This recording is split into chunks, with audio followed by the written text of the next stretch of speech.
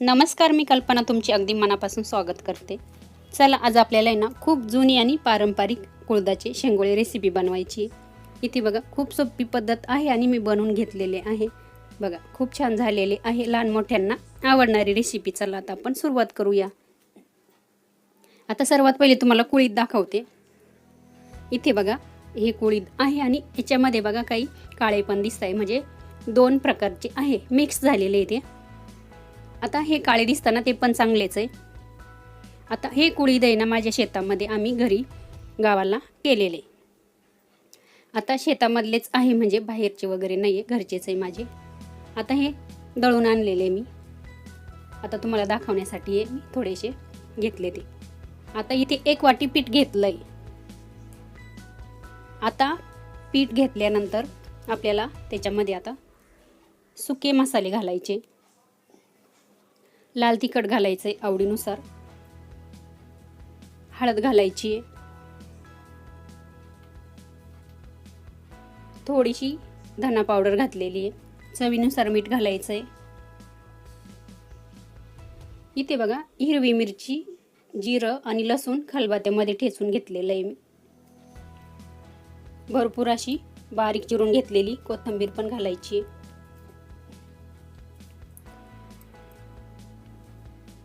आपण मिक्स करून घेऊ आणि अगदी थोडंसं पाणी घालून छान असं भिजवून घेऊ पीठ.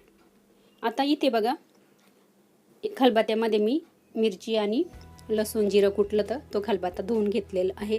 ते पाणी आपल्याला थोडं थोडं पाणी घालूनच हे पीठ आहे ना गोळा बनवायचा, त्याचा जास्त पातळ नाही करायचं. हे बघा, इतकंच पाणी लागलेलं आहे मला. आणि खूप पौष्टिक अशी रेसिपी. आता आमच्या गावाकडे आहे ना हे कुळीथ भरपूर होतात आणि आमच्या घरी गावाला आठवड्यातून 1 दिवस तरी हे कुळथाचे शेंगोळे बनवतात. आता ह्या पद्धतीचं बघा, इथे मी पीठ मळून घेतलेलं आहे. चला आता आपण शेंगोळे वळायला सुरुवात करू.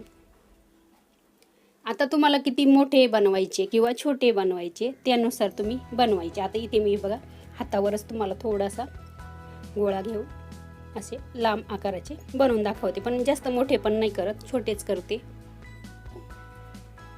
हाताला थोडंसं तेल लावून घेतलं तरी चालेल. बघू शकता या पद्धतीने. आता आमच्या घरामध्ये सर्वांनाच आवडतात. आता तुम्ही या पद्धतीने पण असे बनवू शकता. हे बघा, इथे असं दोन्ही टोकं बंद करायची. आता आमच्या घरामध्ये ना गावाला माझ्या सासूबाईला खूप म्हणजे खूप आवडतं पहिल्यापासून. त्याच्यानंतर मग घरामध्ये सर्वांनाच आवडत गेले. आता तुम्हाला हातावर बनवता येत नसतील ना, इथे बघा पोळपट घ्यायचा आणि त्याच्यावर असे बनवायचे आणि छोटे तुकडे करून घ्यायचे, किंवा तुम्हाला मोठे आवडत असतील तर मोठेच ठेवायचे. आता मी काय करते, हातावरच पटपट असे बनवून घेते, कारण का आम्ही ना गावाला भरपूर बनवतो आणि हातावरच अशी पटपट वळता येतं आम्हाला.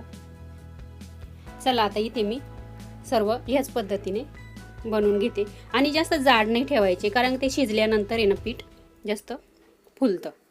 हे बघा, इथे मी सर्व बनवून घेतलेले आहे आणि ह्याच आकाराचे ठेवलेले बघू शकता इथे. आता थोडंसं आहे ना याच्यामधून आहे ना पीठ ठेवलेलं आहे मी. आता हे पीठ आहे ना आपण याच्यामध्ये पाणी घालून छान असं मिक्स करू, म्हणजे थोडासा रश्श्याला दाटसरपणा येतो त्याच्यासाठी. आता तेल घालायचं आहे कढईमध्ये. जिरं घातलेलं आहे फोडणीत. लसूण थोडासा बारीक करून घेतलेला आहे, फोडणी द्यायची लसणाची, छान लागतं. कढीपत्ता पण घातलेला आहे, हिंग घातलेला आहे. लसूण थोडासा लाल होऊ देऊ आपण, म्हणजे चव छान लागते रश्श्याला. आपण थोडासा रस्सा पण त्याला ठेवणार आहे. आता इथे बघा, कोथिंबीर थोडी फोडणीमध्ये घातलेली आहे. आणि बघा, आपण जे पीठ थोडंसं ठेवलं होतं ना ते मी पाण्यामध्ये असं असं कालवून घेतलं. ते पाणी याच्यामध्ये ओतलेलं आहे. आता किती तुम्हाला पातळ हवं त्यानुसार तुम्ही पाणी घालायचं आहे. बघू शकता इथे उकळी आलेली आहे आणि इतकं मी पाणी टाकलेलं आहे. आता आपल्याला याच्यामध्ये थोडंसं मीठ घालायचं आहे, कारण का आपण याच्यामध्ये पाणी घातलंय ना, रश्श्याला थोडीशी चव येते. आता आपण जे शेंगोळे बनवलेले आहे ते कढईमध्ये असे सोडून देऊ. आता इथे जरी असे दिसतंय तुम्हाला शिजल्यानंतर ना छान ते मोकळे मोकळे होतात. याचं सूप पण खूप छान लागतं, रश्श्याचं खूप पौष्टिक आहे. आता तुम्ही म्हणाल नाही आता गरमीचे दिवस आहे आता नाही खाल्ले पाहिजे, पण मग ज्या भागामध्ये हे पिकतं ना त्या भागामध्ये कायमच खाल्लं जातं. आता आमच्याकडे हे पिकतात. आता इथे बघा 10 मिनटं झालेले छान असे शेंगोळे शिजलेले आहे बघू शकता, आणि रस्सा या पद्धतीचा आहे. ग्रेव्ही पण छान झालेली ही बघा, दाटसरपणा आलेला आहे. आता तुम्ही भाकरीसोबत खा, चपातीसोबत खा.